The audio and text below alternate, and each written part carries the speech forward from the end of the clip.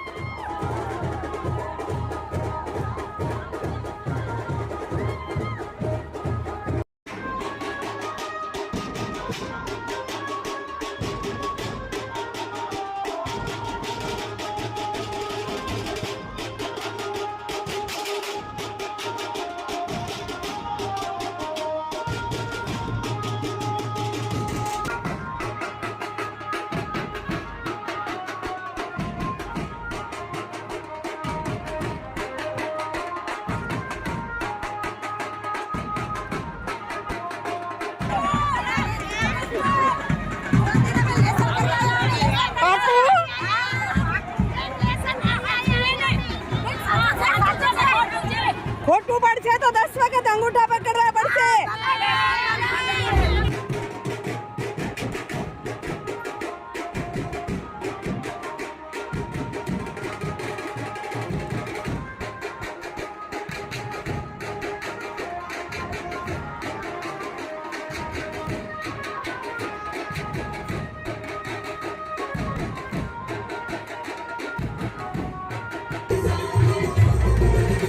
Master भी गए master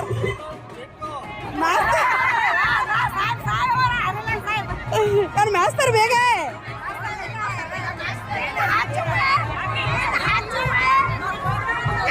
આ સાચું છે. તું આગલી બેન્ચમાં બેસી જા, આગલે પાટલે. ત્રીજો આવશે, હજી 2 આગળ તારાથી. બીજી વાર મહેનત કરજે.